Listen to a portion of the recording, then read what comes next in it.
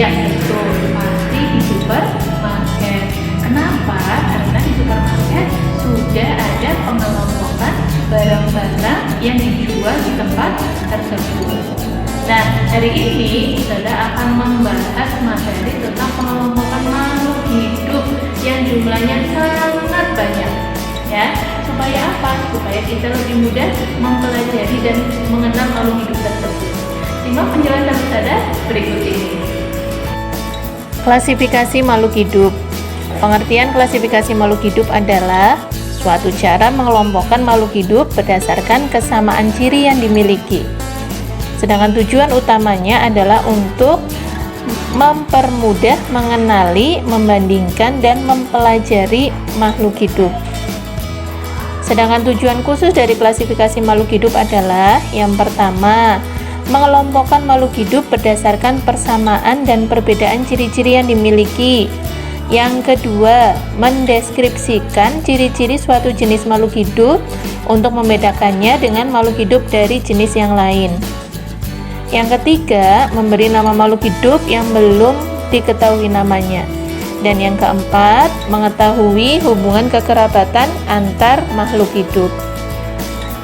Nah, dasar-dasar klasifikasi makhluk hidup yang pertama, kita mengelompokkan berdasarkan persamaan dan perbedaan yang dimiliki. Yang kedua, ciri bentuk tubuh atau morfologi dan alat dalam tubuh atau anatomi.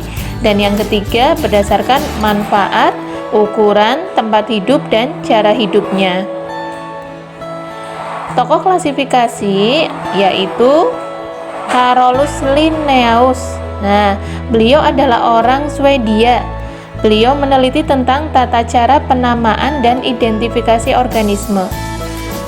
Ilmu beliau menjadi dasar dari taksonomi modern. Apa itu taksonomi? Taksonomi adalah ilmu yang mempelajari tentang klasifikasi makhluk hidup. Selanjutnya, urutan tingkatan takson dalam klasifikasi. Takson itu apa? Takson itu adalah bagian atau tingkatan-tingkatan dalam suatu pengelompokan.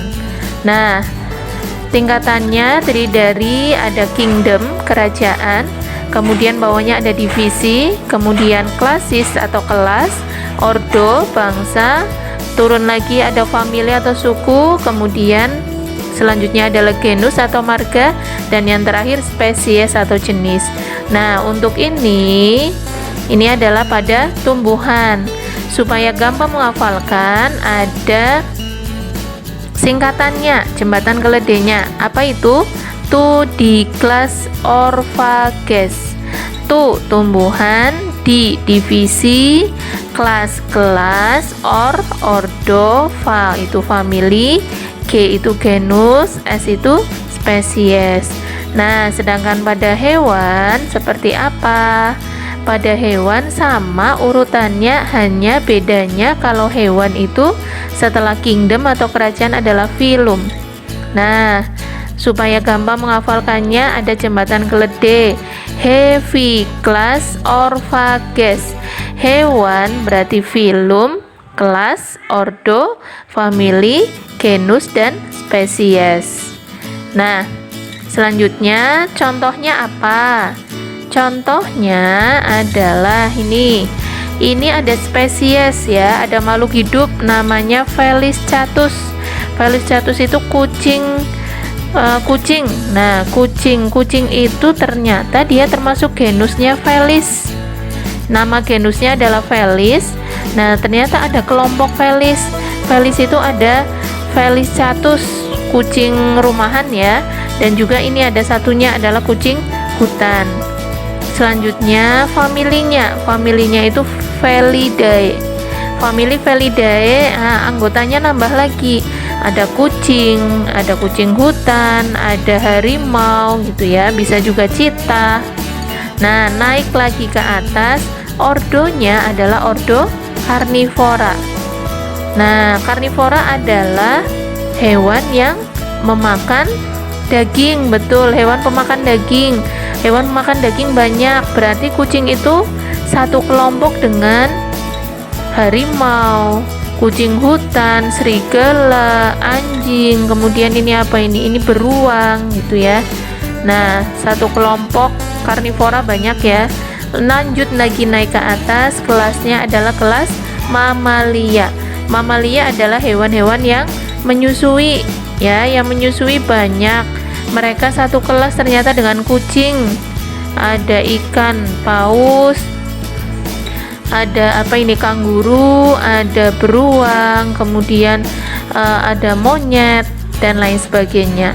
Nah, naik lagi ke atas, ternyata anggotanya bertambah banyak, yaitu filumnya filum chordata atau hewan yang bertulang belakang. Hewan yang bertulang belakang banyak. Di sini satu kelompok dengan ikan, kemudian katak, amfibi, ada burung, kemudian ada reptil, kura-kura, dan lain sebagainya. Nah, naik lagi paling atas ada kingdom. Kingdom itu artinya kerajaan. Kerajaannya apa? Kerajaan hewan atau animalia. Nah, yang kita maksud animalia banyak sekali ya.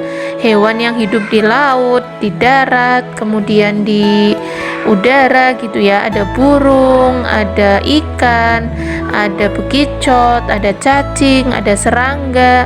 Ternyata satu kelompok dengan kucing dalam apa? Kerajaan animalia. Nah, bisa kita simpulkan bahwa kita lihat semakin ke bawah dari mulai animalia, kingdom sampai spesies, ternyata persamaannya semakin ke bawah, persamaannya semakin banyak, sedangkan perbedaannya semakin sedikit, sedangkan anggotanya semakin sedikit. Lihat, animalia banyak sekali, dipisah jadi chordata, mamalia. Nah, semakin ke bawah semakin sedikit, sedangkan dari bawah ke atas, dari mulai spesies sampai kingdom, nah ternyata anggotanya semakin bertambah banyak. Anggotanya semakin bertambah banyak.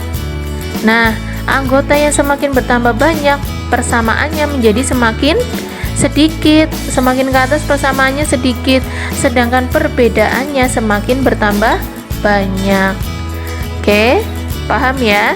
Ya, ini namanya tingkatan atau taksonomi dalam suatu klasifikasi makhluk hidup. Nah, selanjutnya bagaimana tata nama ilmiah?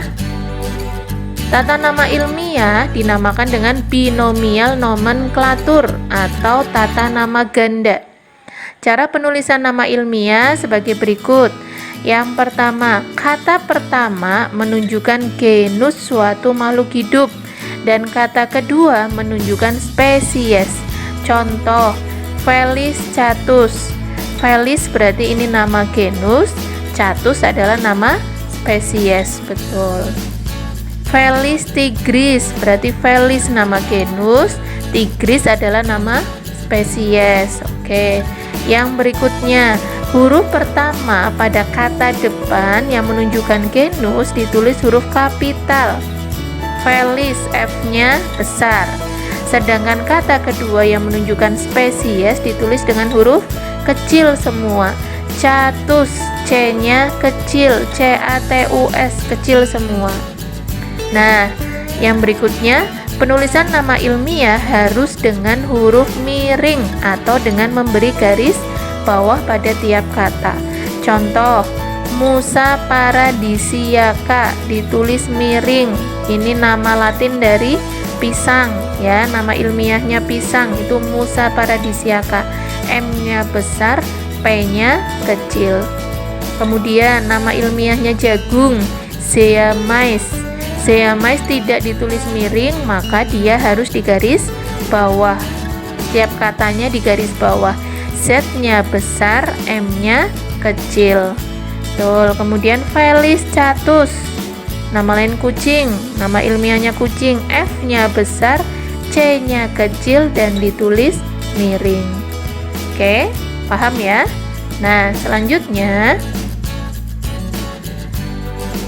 ya, makhluk hidup di dunia ini ada yang berukuran besar dan ada yang kecil. Tahukah kalian bahwa makhluk hidup juga ada yang ukurannya sangat kecil, sehingga mata kita tidak dapat melihatnya. Lalu, bagaimanakah kita mengamati makhluk hidup tersebut? Nah, betul. Ya, cara yang untuk mengamati makhluk hidup yang berukuran sangat kecil atau mikroskopis, diperlukan suatu alat bantu yang disebut dengan mikroskop.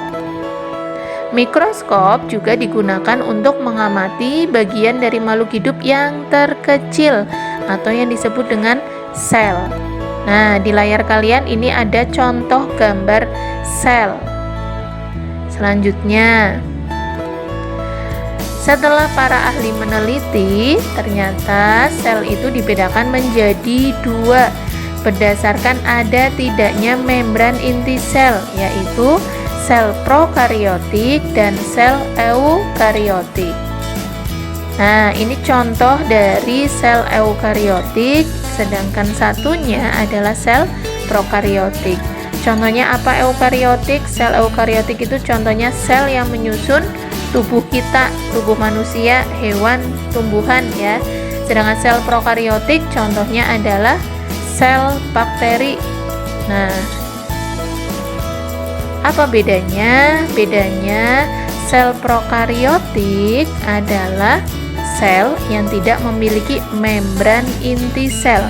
Sedangkan sel eukariotik adalah sel yang memiliki membran inti sel. Nah, ini sel prokariotik. Yang namanya sel bagian paling luar ada yang disebut membran sel. Membran sel adalah pelindung sel. Nih ya, ada ya. Nah, di dalamnya, di dalam sel itu ada yang namanya inti sel. Ini adalah inti sel.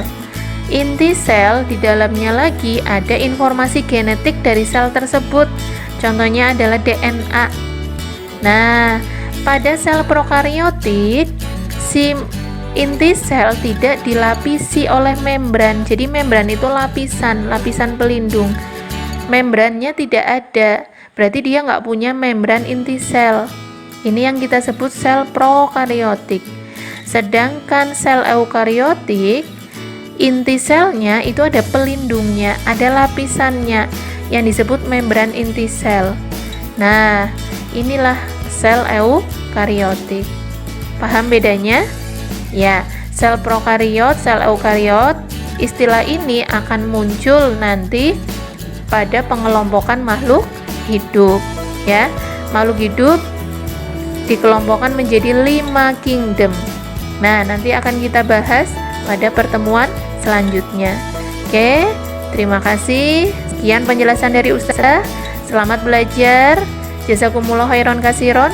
Wassalamualaikum warahmatullahi wabarakatuh.